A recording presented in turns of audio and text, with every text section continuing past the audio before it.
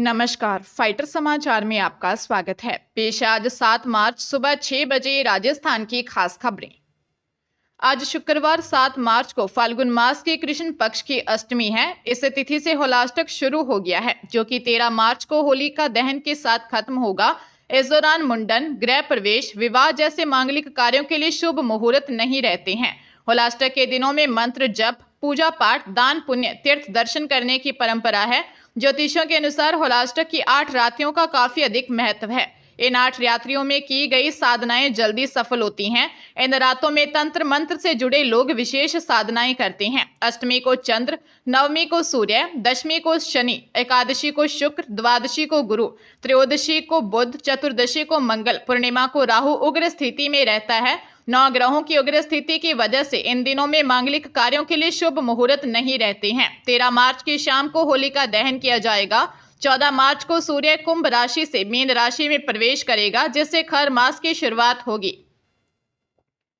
राजस्थान विधानसभा के बजट सत्र में पहली बार रात 12 बजे तक कार्रवाई चली। जलदाय की अनुदान मांगों पर बहस का जवाब देते हुए जलदाय मंत्री कन्हैया लाल चौधरी ने कहा कि बालाजी की कृपा से खूब बारिश हुई है और अब भी बालाजी ही करेंगे। मंत्री ने कहा, हम बिजली पैदा कर सकते हैं, लेकिन जल तो बालाजी ही पैदा करेंगे।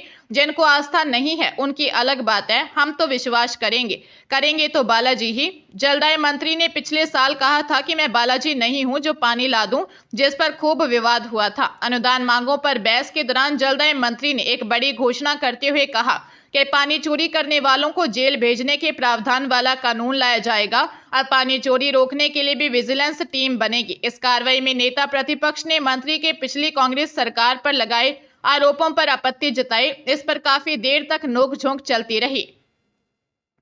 सिरोही की आबू रोड में एक तेज रफ्तार कार ट्रॉले से टकरा गई। एक्सीडेंट में एक ही परिवार के 7 में से 6 लोगों की मौत हो गई। हादसे में एक महिला गंभीर घायल है। जालोर निवासी कार सवार अहमदाबाद से लौट रहे थे। सीओ गोमाराम ने बताया कि केवरली के पास यह हादसा हुआ। मौके पर 4 लोगों ने दम तोड़ दिया था। वह 2 की मौत आबू रोड के हॉस्पिटल में हुई। पुलिस ने बताया कि हादसे में जालोर के कुम्हारों का वास के रहने वाले 58 वर्षीय नारायण प्रजापत, उनकी पत्नी 55 वर्षीय पौशी देवी और 24 वर्षीय बेटे दुष्यंत, 40 वर्षीय ड्राइवर कालूराम चांद्राई, उनके 4 वर्षीय बेटे यशराम और जयदीप प्रजापत की मौत हो गई। हादसे में मरने वाले जयदीप की मां 35 वर्षीय दरिया देवी, पत्नी पुखराज गंभीर घायल है। आरोपी ड्राइवर ट्रॉले को छोड़कर फरार हो गया। पुलिस मामले की जांच कर रही है। उदयपुर जिले के शहर के एक थाना क्षेत्र में महिला के साथ बलात्कार के मामले में अतिरिक्त सेशन न्यायालय महिला उत्पीड़न प्रकरण के पीठासीन अधिकारी वैभव कुमार टेलर ने आरोपी अडोल झाडोल निवासी भूरीराम मीणा को महिला के साथ बलात्कार के मामले में दोषी मानते हुए धारा 376 में 10 वर्ष के कठोर कारावास की सजा सुनाई है। साथ ही आरोपी को 10,000 रुपये जुर्माने की सजा दी है। आरोपी के विरुद्ध पीड़िता ने दर्ज रिपोर्ट में बताया कि वह घर में अकेली थी, तब आरोपी जबरन कमरे में अंदर घुस गया और उसके साथ दुष्कर्म किया। पुलिस ने मामले में जांच करते हुए आरोपी को गिरफ्तार कर न्यायालय में उसके खिलाफ चालान पेश किया। टोंक विधायक सचिन पायलट निर्वाचन क्षेत्र के दौरे पर हैं। सर्किट हाउस में अधिकारियों के साथ बैठक कर पायलट ने विकास कार्यों पर फीडबैक लिया। साथ ही बिजली पानी के अधिकारियों को खास निर्देश दिए कि गर्मी का सीजन आने वाला है, लोगों को कोई परेशानी नहीं हो। मीडिया कर्मियों से बातचीत में सचिन पायलट ने कहा कि राज्य सरकार असमंजस में है। मंत्री किरोड़ीलाल मीणा इस्तीफा दे चुके हैं, लेकिन सरकार उनका इस्तीफा स्वीकार नहीं कर रही है। सरकार का पावर सेंटर अफसर बने हुए हैं, एमएलए के भी काम नहीं हो रहे हैं। सदन में डुटासरा, जूली गुटबाजी पर पायलट ने कहा, पार्टी एकजुट थी, एकजुट है और एकजुट रहेगी। हमारा उद्देश्य व्यक्तिगत महत्वाकांक्षाओं को पूरा करने का नहीं है। हम विपक्ष में हैं, हम सरकार को जवाबदेही बनाने का काम कर रहे हैं। महिला अपराध पर सवाल उठाते हुए कहा कि नाबालिग बच्चियों के साथ अपराध रोकने में सरकार नाकाम है। अपराधियों के मन में सरकार डर पैदा नहीं कर पाई।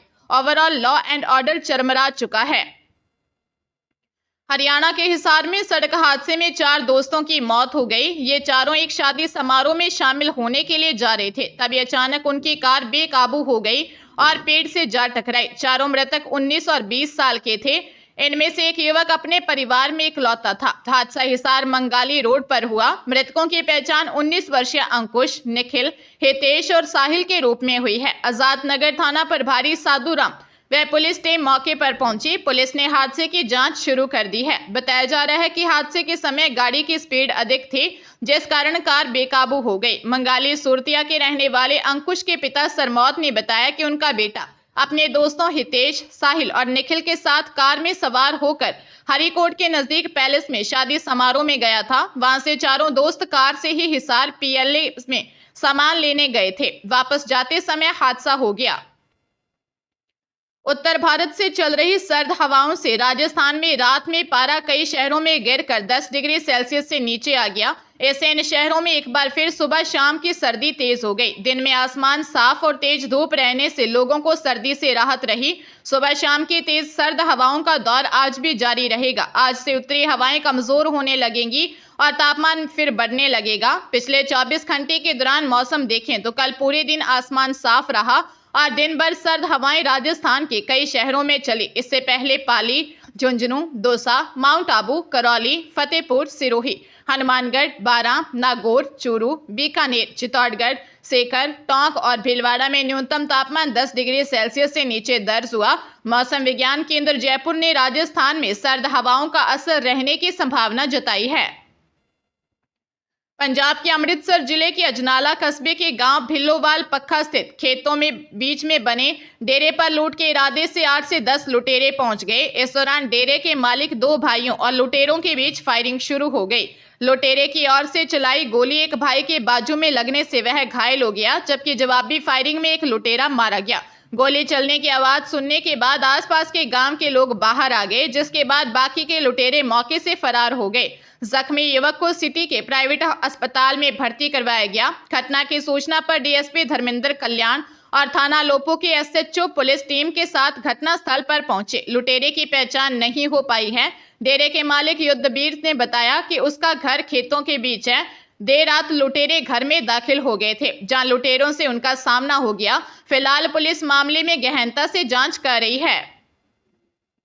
राजधानी जयपुर की वैशाली नगर पुलिस ने खुद को तांत्रिक बताकर लोगों को गंभीर बीमारियों का इलाज करने का झांसा देकर लाखों रुपए की ठगी करने वाली गैंग के 3 आरोपियों 50 वर्षीय नरेंद्र कुमार शर्मा निवासी प्रेमनगर, 58 वर्षीय सुदर्शन जैन निवासी मोती डूंगरी व 40 वर्षीय राजेश वर्मा निवासी नित्यानंद नगर चित्रकूट को पकड़ लिया है। डीसीपी वेस्ट अमित कुमार ने बताया कि इस संबंध में कुछ समय पहले संतोष नामक महिला ने वैशाली नगर थाने में रिपोर्ट दी कि उनके बेटे को सेरिब्रल पॉलिसी नामक बीमारी है, जिससे वह चल नहीं पाता। वर्ष 2022 में मिले नरेंद्र शर्मा ने खुद को सिद्ध हस्त व चमत्कारी तांत्रिक बताते हुए बीमारी को ठीक करने की बात कही। इसके लिए उसने अलग अलग बहाने से 2 साल में 20 लाख रुपए, मोबाइल व लैपटॉप हड़प लिया। बदमाशों से इलेक्ट्रॉनिक उपकरण और पैसे की रिकवरी के प्रयास किए जा रहे हैं। बांसवाड़ा के पिपलौद के रकमा राणा का अपहरण कर हत्या के केस में पुलिस ने पिपलवा निवासी मुख्य आरोपी गब्बू उर्फ गोबीलाल मैडा की प्रेमिका लाली मैडा और दिलीप मैडा को गिरफ्तार किया है। मुख्य आरोपी गब्बू अभी भी पुलिस की पहुंच से बाहर है। डिप्टी गोपीचंद मीणा ने बताया कि 18 फरवरी को हरीश राणा ने रिपोर्ट दी कि उसके पिता रकमा के हाउसिंग बोर्ड लिंक रोड पर किराना की दुकान है, जहां से आरोपी गब्बू और इसके साथियों ने उसके पिता का अपहरण कर मारपीट की, जिससे पिता रकमा की मौत हो गई। प्रकरण में उक्त दोनों आरोपियों को गिरफ्तार कर पूछताछ की तो बताया कि 14 फरवरी को गब्बू प्रेमिका लाली को मिलने के लिए पिपलौद आया, जहां गब्बू की रकमा और उसके बेटे शांति से झड़प हो गई। इसे रंजिश के चलते गब्बू ने प्रेमिका और अन्य सहयोगी के साथ मिलकर रकमा की हत्या का षड्यंत्र रचा।